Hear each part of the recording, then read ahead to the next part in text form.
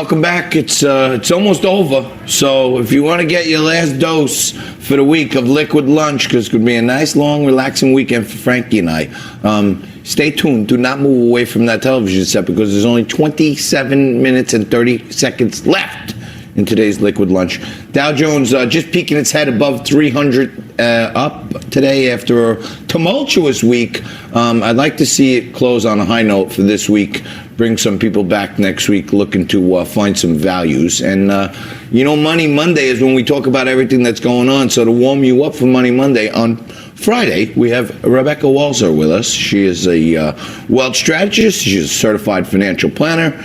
And she's also the author of a best-selling book, and you're a media star, and you're everywhere. You make a few minutes to join us on our humble little show, Liquid Lunch. But what's happening? You're a tax attorney. The Trump tax plan has probably given you many joyous benefits for you and your clients who know how to read it properly. Right. What's happening with our economy, and what does our audience need to know? We have a lot of baby boomers in our audience, and they rely on interest income, so they're kind of hurt that the rates are coming down. Right, I know. But borrowers are happy, and banks are happy because they can make more loans. What does our audience need to know right now about this economy? Well, I think that the fundamentals are still very, very strong. And so everyone should take a deep breath and a pause and not freak out and make these crazy, moves too quickly, because we in the United States are really strong. What's happening is the rest of the world, partly brought on by Trump's, a tariff war, which is he rightfully so. First president to ever have the gumption to actually take on China and their Made in 2025 plan, which, by the way, is the end of America as we know it. They don't want to be our cheap outsourced labor source anymore. So Trump sees that in their Made in China 2025 plan, and he's taking it on. But the tariff war does cause global slowdown when you've got economies like Germany, Japan, and, of course, China that rely purely on exporting. And now that exporting is being put a little bit in jeopardy. That causes a slowdown globally, which now is sort of coming and creeping to our shores. Although fundamentally we have great unemployment rates, strong wage labor growth, and great GDP numbers under President Trump. And I call his tax code beautiful, just so everyone understands. I know any tax code is not beautiful, but this is a beautiful tax code. When in this day and age, guys can't call anything beautiful. Yes, you know what I mean? That's an automatic Me Tooer. But that's right. I think we could agree on this one that we can call a tax code beautiful. This right? one we can. That might be allowed. Yeah. I ring the bell when people agree on things. Thank you. Frankie, you're a resident producer. This guy gets us all the best guests. Well, clearly we got Rebecca. But Rebecca, so let me ask you. We saw this week the stock market have its worst day of the year so far, and it also was coupled with reports that there was an inverted yield curve, which a lot of people are saying is normally a precursor to a recession. Do you think we're headed towards a recession?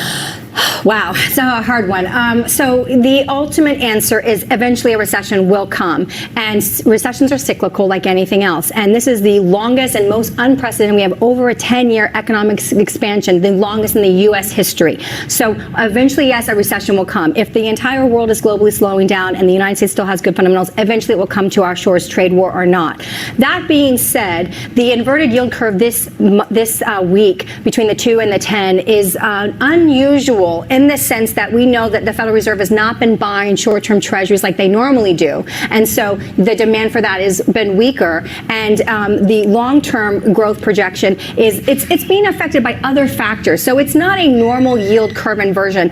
And one thing to clarify, so people understand out there the importance of this, every recession we've had since the last 50 years basically has been preceded by an inversion on the yield curve. That is true, and that's why it's taken so seriously. However, there have been slight inversions over the years that have not indicated a recession. So it's not that every time we get an inversion, there's a recession. Every time there's a recession, there's been an inversion. So it's not an outright indicator that we are definitely going to have a recession. But, viewers at home should know we've had 10 years of an expansion, and, the economy is cyclical. And because we have a president who's willing to take on unfair trade practices where no president has been willing to do that before, there is some short-term pain. But let me just say, short-term pain means long-term gain.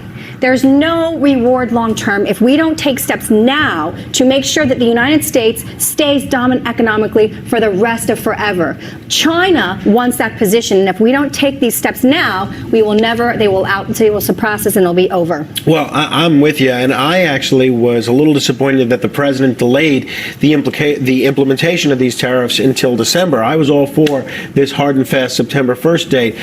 Do you think the country has the appetite and the backbone, quite frankly, to do the financial sacrifice necessary, pay higher prices, maybe see a little downturn in GDP growth if it means going forward with this and tough with China policy? I wish I could say yes, but I have to say, being in this world, you know that we track this market by the nanosecond. And if something gets tweeted out and the market drops, people, sort of freak out. So I wish Americans could understand where we are and the precarious nature of our global position as the economic leader, and where China is so close and will surpass us if we don't take these steps, because that is where we are, Frank. We need to look at the long term and say, okay, so our shoes and Walmart are going to be so cheap, but we'll be the dominant player forever. Like it. In the long term, we're going to like it because more stuff is going to be made here. And people will have jobs here. A couple pennies more.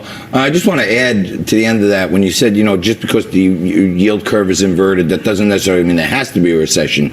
They're kind of unrelated. They've been, a foreshadowing of events, but never before in history have we come out of zero interest rates and negative interest rates, and then had such a turbocharge on unemployment and growth and stuff. So we're in uncharted territory, and I think the market is good, but don't listen to me. Listen to the best. She's the expert, Rebecca Walser, and go out and check out her book, and tune into Fox News tomorrow. She'll be there after you watch Liquid Lunch. You're watching Liquid Lunch. We'll be back right after this.